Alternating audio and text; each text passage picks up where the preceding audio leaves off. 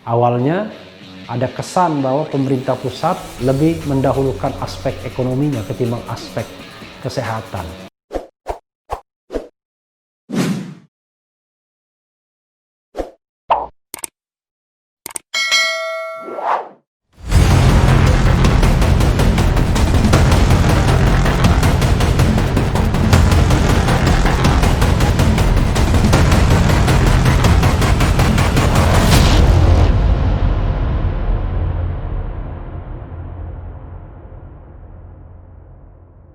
Assalamualaikum warahmatullahi wabarakatuh, Sobat RH sekalian. Jumpa lagi kita di channel yang keren ini, Keren Cadas.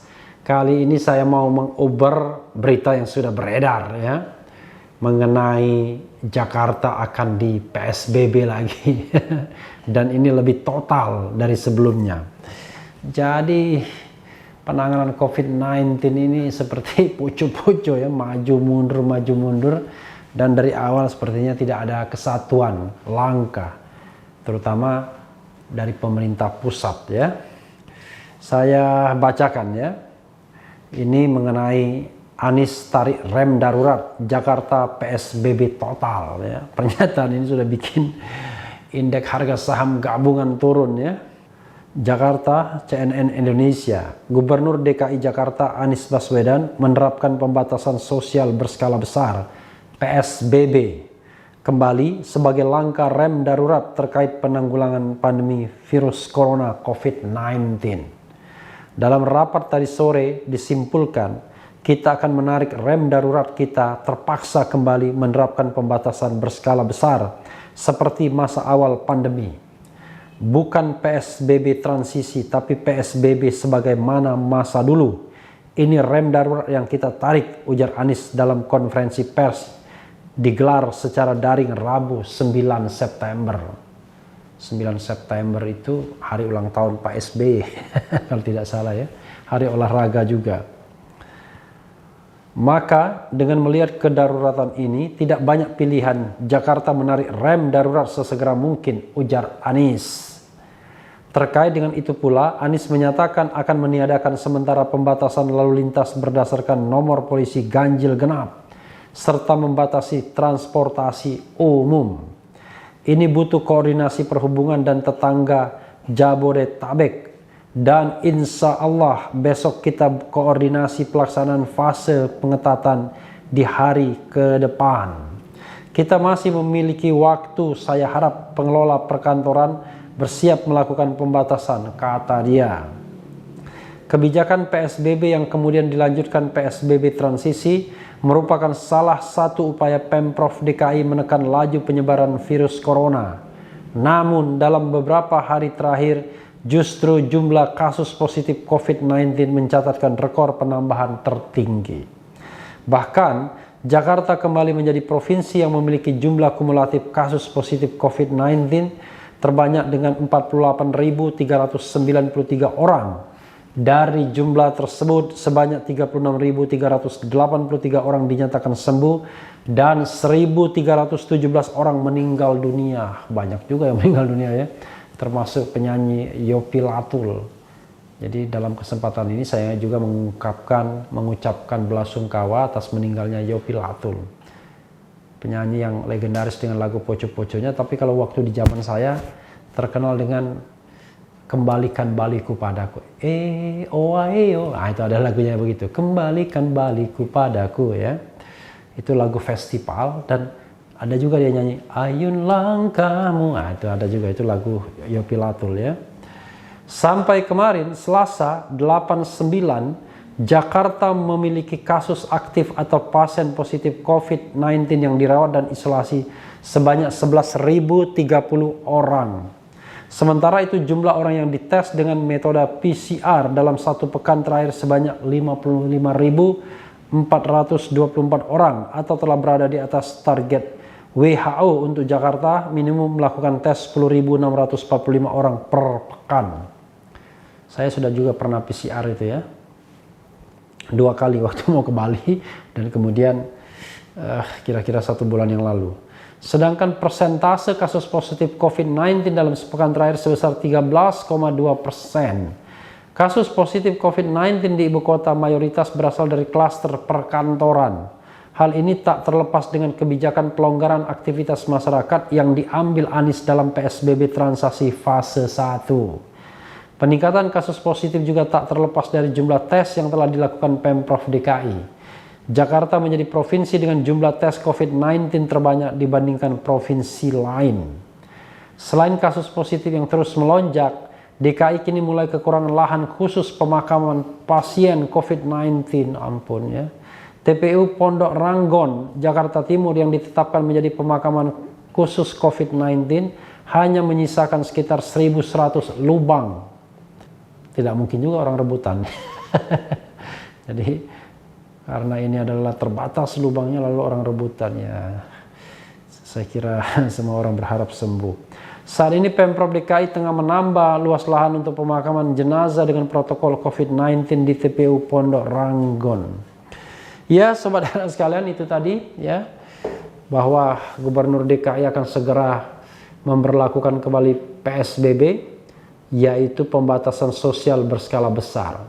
Sebelumnya PSBB transisi, new normal, ya, kita melakukan aktivitas masing-masing, terutama aktivitas ekonomi, tapi dengan protokol COVID, menjaga jarak, kemudian menggunakan masker. Tapi sekarang, karena seperti ada pelonggaran, maka masyarakat sepertinya tidak terlalu peduli lagi dengan COVID-19.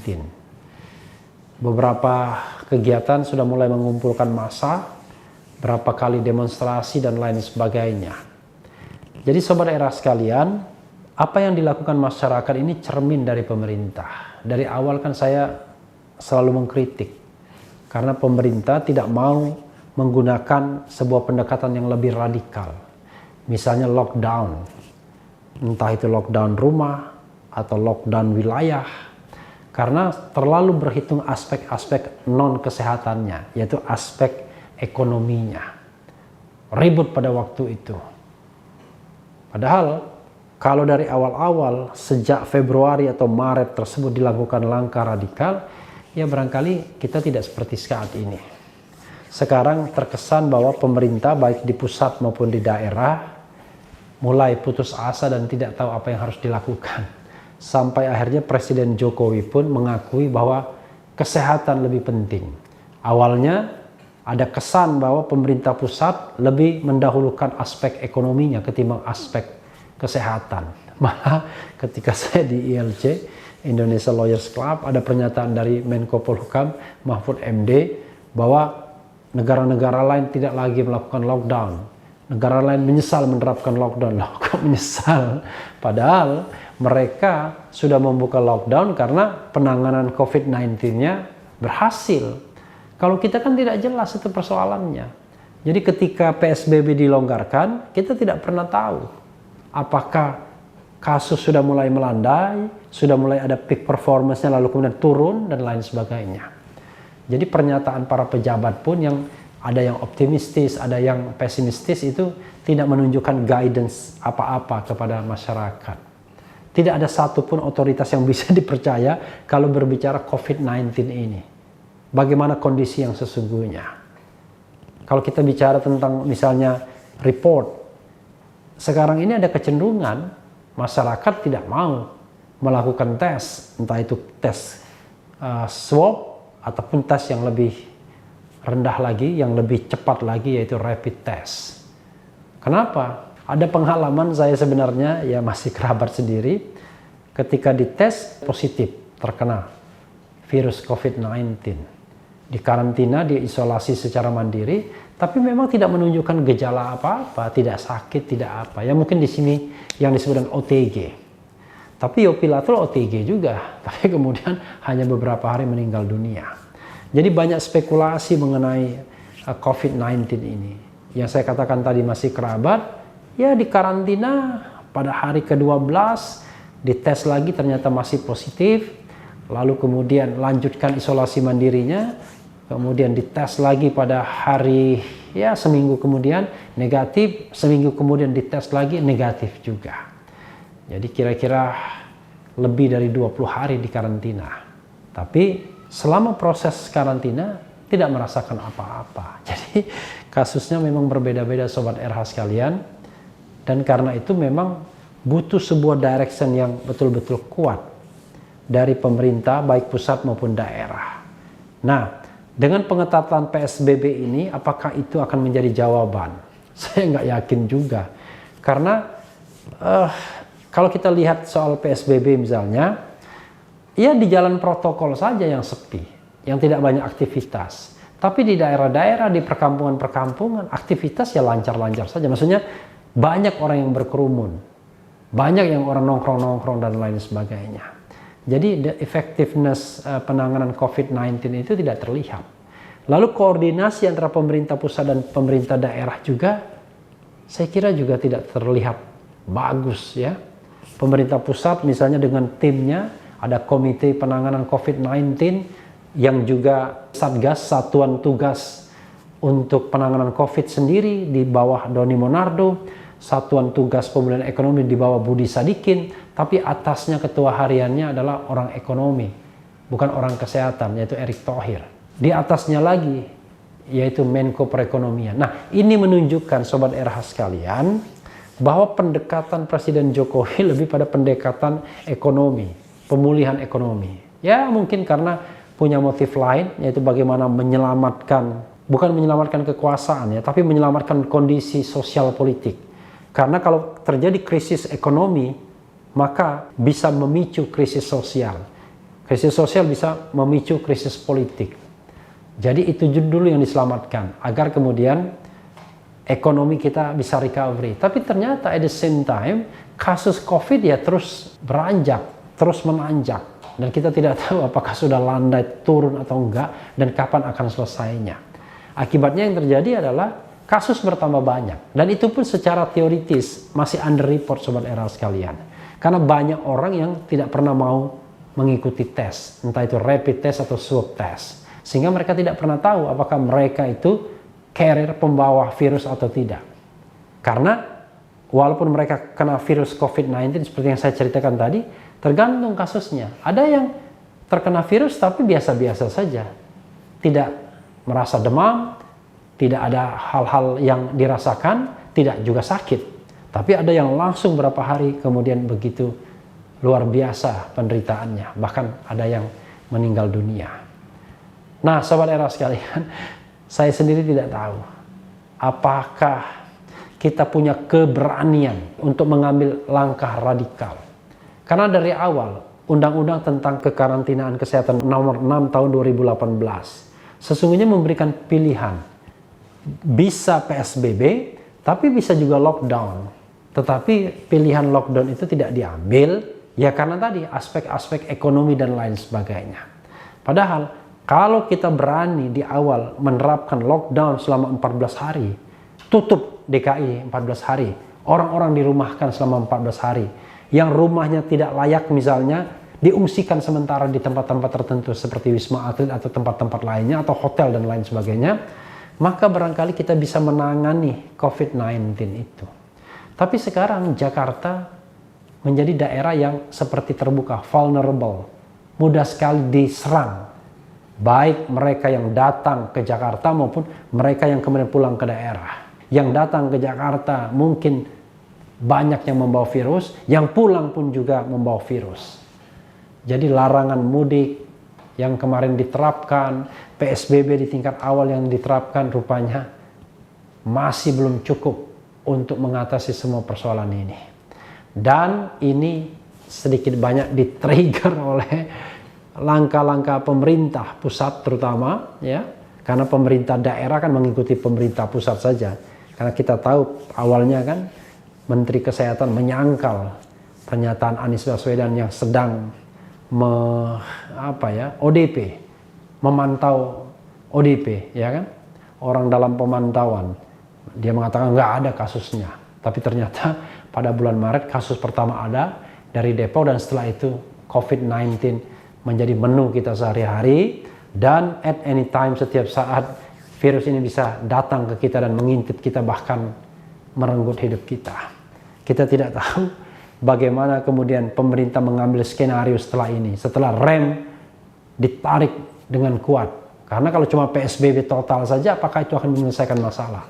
Apakah kita tidak sebaliknya, pemerintah pusat berkonsentrasi saja pada penanganan COVID ini? Nanti dulu berpikir tentang aspek-aspek lainnya, misalnya pemindahan ibu kota, lalu kemudian melanjutkan pembangunan infrastruktur dan lain sebagainya.